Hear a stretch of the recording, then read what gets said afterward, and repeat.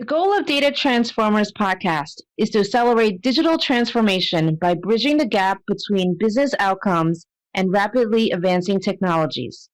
And we aim to bridge this gap by focusing on data. I am Peggy Sai, top 50 women in tech influencer, co-author of the AI book, and data governance expert. I'm Ramesh Danta, an entrepreneur, a tech blogger, and AI enthusiast.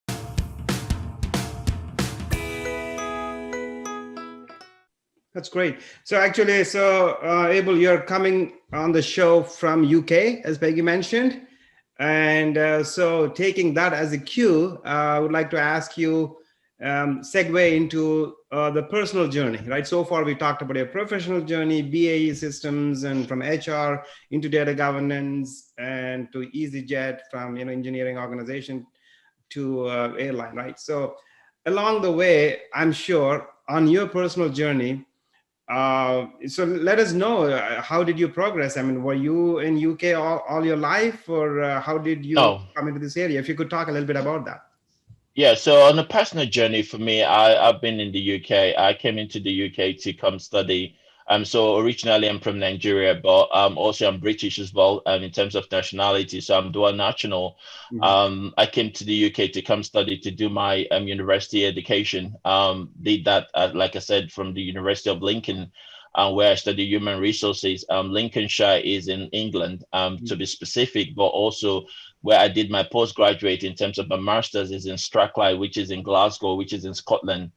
For those people that don't know, the United Kingdom is made of 4 different countries: Scotland, England, Wales, and Northern Ireland as well. But it's absolutely amazing. You go over 70,000, over 70 million people. But London is the hub where things are really happening. So most people can know London, what's going on in London, but there are other parts of the UK that really things are happening. So for example, Edinburgh, there's really great financial services, Scotland as well. There are really good tech companies as well, and all that as well. And just across the place, and there are most hubs. So I came in, I studied in England, but also came up to Scotland as well to study.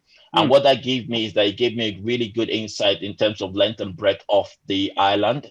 In terms of the people, I've worked in London several times as well. I was part of the London 2012 Olympic team that delivered the Olympics game in London. That was in summer 2012. But just being in that space, like I said, one of the key things for me, just studying HR, was able to understand people from a psychological point of view, understanding the behaviors, what really drives people in terms of their motivation. And once I was able to understand that, I found out that, okay, technology is a key piece as well. So most HR companies, most HR functions would have a technology to hold employee data, would have a technology to hold the training and development data, would have a technology to help them with their succession planning, with their workforce planning, and every other thing that HR does. So in that space, I started seeing how important data is important. Even, for example, diversity and inclusiveness as well. They need to hold those data because some organizations are mandated to hold those data in order to draw an insight around the demographic of their organization. So in that space, I felt that, okay, that's really, really good. But I really would like to step into the other side, and having the opportunity in BAE Systems, working there, global organization, understanding that I can bring in my people experience and then put that in with the data management. I think that was a really good ingredient for me. So I've lived in the UK for 2 decades plus now, and I'm enjoying it. I call this home. Unfortunately, I know the UK and Europe much more than any other place, but I'm hoping that I can have opportunity to go to America, and go to the Middle East, and even back to Africa as well. And just talking about what I'm passionate about, which is data management. So thanks for giving me the opportunity to speak to you guys over in the United States as well. No, it's our pleasure to have you, Abel, and just to bring, again, more diversity in terms of data and data management. Actually, one question I have for you, Abel, is, throughout your journey, did you have a mentor or influencer? Because, I mean, you are really able to tie together the importance of the human psychology of of HR work and data really well. And I'm just wondering if you had anyone like coaching you or you looked up to during your Yeah. career. Yeah, absolutely. Mentors are really great. I can remember far back my first mentor, as part of my degree, I had the opportunity my degree is a sandwich degree. What that means is that you have a year placement. I did my year placement for Cummins Engine Company. Cummins Engine Company is a Fortune 500 in America. The headquarters in Columbus, and Ohio. And yeah, in that space, even as a placement student, I was someone that I really admired, which was the HR director, bless her heart, Josie Pottinger. And I was just seeing how she was using data and engaging with the people, even when the environment was unionized, but the way she was going about it, she was the HR director for Europe, Middle East, and Africa. So she had a very big team, a length of breadth of scope. But then when I went back to uni, I was like, this is really, really cool because it made me just think about organization, understand how organization operates. But then when I went back to uni and then I finished uni as well, I then had the opportunity to work for what I call tech sector. So this is like charity. So I was able to see the value, you can bring into communities as well, and support people as well from an organizational point of view. And I wasn't even talking about the FTSE 100 or the Fortune 500 organization, but just seeing that diversity in terms of the experience, but also doing some contracting roles as well, where I was part of teams that set up a new joint venture organization, bringing people to what we call a TUPE, bringing them from different organizations to form a one company and then establish the organization to run. So just understanding that just helped me to say, wow, okay, this is really interesting, not just HR, but this is about people. And because work for me plays a majority, I'll say work is people tie their identity to what they do. They're proud about what they do, just like me. They're proud about what they do, who they work for. So I just started having those understanding. And that just really helped me out. So what I did was, okay, what would be the next target? What would be the next project for me? So I had the opportunity to go in to work for the London 2012 Olympics committee. And the reason for that was because it was once in a lifetime opportunity. You know, I was able to serve and I was able to work and deliver what I had to deliver. And then after that, I had the opportunity to work for BAE Systems. So each of my journey has been a deliberate intention to move to the next thing, but more importantly, to be strategic about that. And each of these, I've always have mentors. I've got great mentors, great line managers that mentored me. But one of the person I always talk about right now, I'll call out my mentor is Nicola Ashcombe. Nicola is amazing. I know her too. Nicola is amazing. I always give her a shout out. I've got people like Mark Humphreys. I've got people like, Diane Jones, Laura as well, Edefe, Nat Caroline as well, Peter. So there are really people that necessarily from a mentor point of view, they don't need to officially say they are your mentor, but what you do is that you follow them on social media, on LinkedIn, you see the stuff that they are posting, you're interested in their articles, you understand where they're coming from. And obviously you just read more. I read a lot, with Harvard reviews, McKinsey reports.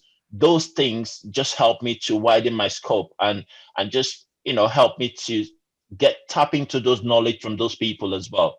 And that's what I always encourage people to do. You might not really have an official mentor, but you can have what I call indirect mentors around the place. And you certainly can learn a thing or two from them. Excellent perspective, Abel. I mean, I agree have to with give, you. yeah. Yeah. I All of have us to give a have. shout out to Caroline Cruthers and Peter Jackson. They're like Yeah. excellent folks.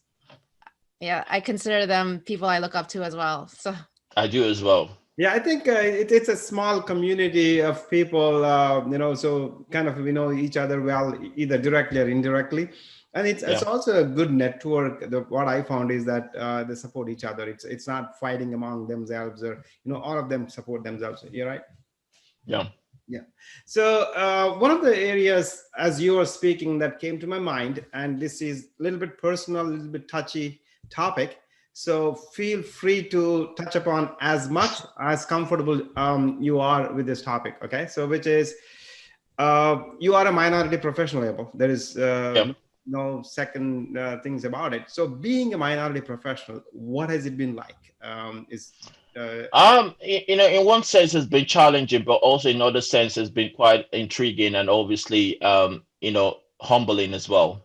Because there's so much on your shoulders to live up to, but more importantly, you just need to, navigate the way for other people because you can see just behind you there are other people hoping to come on board as well and go through the road that you've created. And one of the key things I always try to do is to recognize that responsibility as well.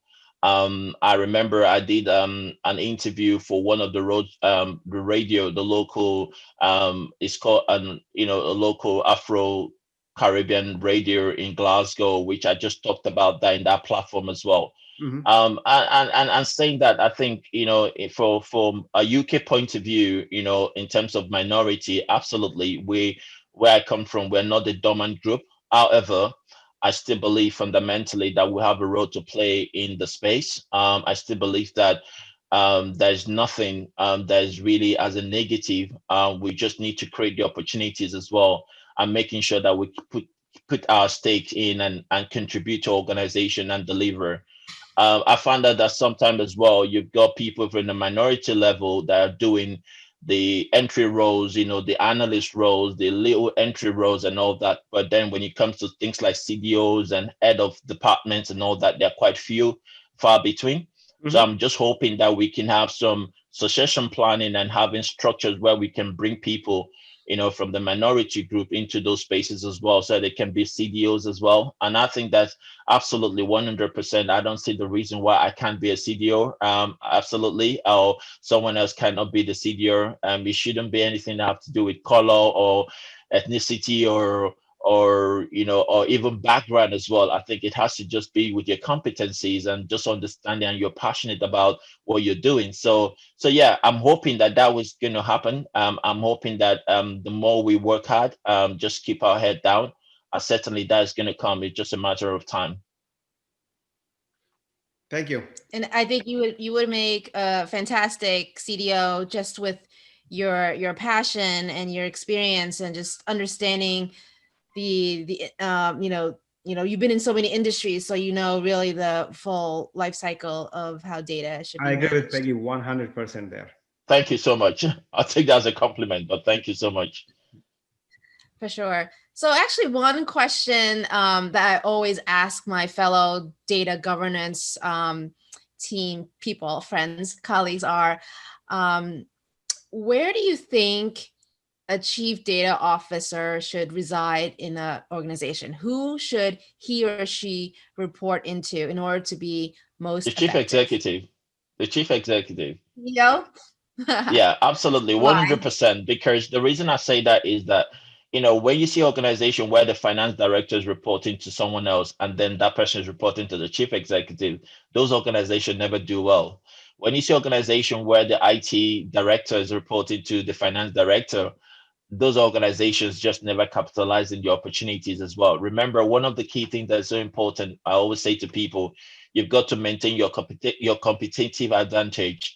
And I think that if you're going to bring in a CDO, you should bring a CDO where the person is lined up to the executive team, reporting to the chief exec or pretty much into the board. The reason for that is because there is still people that needs to be managed. There is still investment in terms of investment in technology.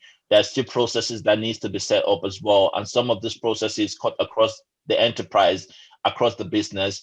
And there are still people that needs to go into every part of the business. So it could be operations, non-operations, it could be the core part of the business or the supporting or the, whatever it is. So data is important. So being responsible and obviously having that reporting line to the chief executive or the leadership or the executive board, I think that's the right place to be. That's good. Okay. Another follow-up question for you, Abel. Sorry. But Peggy, let me ask you a Once question though. How many times have you seen that case? What Abel is, I agree with him. reporting to the CEO, I mean, I haven't heard of it. I think it reports into like a chief risk officer or the chief financial officer. I mean, that's kind of what I've observed here. Again, my And there's view a is a reason little for bit. that. There's a reason Yeah. for that. I say that. You know why? Because we need to mature our profession. You know, I remember, 20 years ago, just coming into HR, one of the things we talk about in, our lectures were, just HR having a place. It used to be called personnel management. Most of the thing we do in the UK, we tend to copy sometimes from the United States as well. We have courses like Japanization as well, Mhm. and I think that over time now, HR has had a place in the boardroom now. So you wouldn't see an HR director reporting to anyone else but the chief executive. So I think that the same should happen for data management profession, but we have to do a lot within the profession so that we can mature, and then people can value the can understand the value we're bringing to the table, because the board is absolutely competitive. When you get into a boardroom, when you go to sit with a chief executive, they don't have all the time in the day. They want to make sure that if you're going to be in the room with them, you're bringing value to the table. And I think CDO can do that, but I think the CDO needs to understand that they can do that. He or she can do that in order to be there. So they're not going to give it to you for free. You have to work yourself up for you to make that happen. And that's one of the strange change that's happening at the moment. So even in FTSE 100, non-FTSE 100 organization, 14 500 in the US as well, you definitely see those sort of relationship, which is a bit questionable, but also is understandable for now. Sure. I mean, that's great advice. And maybe for those of everyone in the audience, what advice do you have for someone who wants to start a career in data governance because, they've just been so enamored by everything you've said so far? What tangible pieces of advice would you give for them? I would say to them, jumping right into it. There's always a place to start. Get into the trenches. I call those places trenches. Because in the trenches, that's when you're gonna start honing some of the skills as well. Because fundamentally, you've got to have some core acumen in terms of skills to help you and competencies, if that's the word you prefer. And just get right into it. It's not too complicated. Some part of it is common sense, but some part of it is just understanding and looking at things from different lenses as well. And I think that from a strategic point, a tactical, operational point, so just get right into it. It's a really good place that you can build your career. I always say to people, because of the amount of automation that is coming out, AI is coming out, digitalization is coming out, you'll never get it wrong at all. There's always going to be something for you to do. There's always going to be a project. There's always going to be a proposition that is going to interest you anyway. So just jump into it, and you certainly will be fine. Hey, that's great advice. So, Abel, you've been a data transformer from a human resource professional to a data transformer on this data transformer podcast. So, are there any specific courses or certifications or websites that you could recommend? Following up on Peggy's question, somebody who wants to be a transformer or who wants to be more proficient in this data management. Yeah, I would always recommend firstly for people to engage with the DAMA, which is the Data Management Association body. It's everywhere. It's in Canada, it's in the US, it's in the UK, is in other countries in Scandinavia, is in South Africa. I guess over time, the next 10 years or so, you definitely have most countries will be having one form of DAMA, existing. Check it out. I think it's very useful. But more importantly, from a certification point of view, DAMA do provide some certification, but you can read the book of knowledge. So they've got what they call the DAMA DIN book. Read that. You don't necessarily, from data management point of view, there are core elements from BI to master data management, data quality, data governance. You can start from some of these places as well. You don't need to be jack of all trade, master of none. You can just specify on data governance if that's what your thing is. If you love control, not control, governance, compliance, and stuff like that, great. If you like to be a bit techy as well, a bit technical, you can do some stuff around data quality as well. You can do some stuff around BI as well. If you like visualization and all the stuff as well, you can do master data management. That different aspect of data. In fact, one of the buzzword now is data science, is all part of data management. Yeah. If you like to write codes as well, helping people to provide transform using data to come up with product as well for the business, certainly, and there's space as well. So I always say go to the DIM book, read the DIM book, which is the Data Management Book of Knowledge. But there's absolutely great book out there, but I would say that's for a start. There's loads of information on the website as well. Free information. People have written stuff as well. So some of the technology companies as well, do push out some reports and to help you as well, just to have a think about it. IBM, name them. Calibra, name them.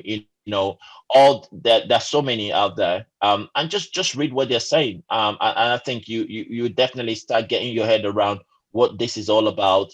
And then once you've got the opportunity to go into an organization, some people come into data through like a program. So it could be GDPR, right? Great. But there's other aspect of that as well. So that's just a start. And then you start building up from that as well. That's great advice. And I know that I also talk to a lot of graduate students who also ask me the same thing. And I think your advice is spot on. So Abel, my final question for you today before we end the podcast is, and you mentioned it earlier, is AI, artificial intelligence. And love to hear what you think, how big of an impact or not much will AI have on data governance? I think it would definitely propel data governance activity, because AI and data governance is fundamental. If you want to have a good AI, you have to then have a proper data governance as well as a data quality. Because AI certainly is going to pick up from somewhere. Machine learning needs to learn from the data. If you want to culture data, you've got to have a data that you trust in order for that to happen. If you want to tune data, you've got to have the right data to tune it to get the insight as well. So AI is absolutely fundamental, but data governance underpins AI as well. So as far as I'm concerned, the biggest AI today, which people talk about, is Google. But yeah, if you go into Google, you certainly know that they manage their data and they govern it properly. And that's the reason why we're seeing the tools you're seeing, in terms of the end product, and people are engaging with it. So data governance is absolutely fundamental. Data quality, it is as well. And these things work hand to hand. You can't separate them. They're just part of the whole picture, part of the team, part of the family. So, and that's the reason why data is, data governance, data management, as we just talked about, is really fundamental. Because AI, great, and AI is going to really intervene with, as we keep growing, as the data keep increasing, AI is just going to be more and more powerful as well, and we can get away from it. That's where we are right now. So we just need to embrace it and make the best out of it. And that's the reason why the data management profession is so fundamental. Thank you so much, Abel. You're truly a data governance thought leader, and you shared so much of your experience and knowledge and wisdom to everyone on this podcast today. So thank you so much. Appreciate your time today. Yeah, I exactly. I mean, there's nothing more to say. It's been fantastic discussion today, Abel. You had a really transformative journey, professional and personal. So thank you. I just want to say thank you for having me. It's been a really pleasure just talking to both of you. I didn't know that the time has flown by, but that's what happened anyway when you're having a good time. And so thank you for having me. For anybody that wants to follow me, please, I'm on LinkedIn. I'm Abel, Abel. My surname is Aboh, Aboh. Look me up on LinkedIn.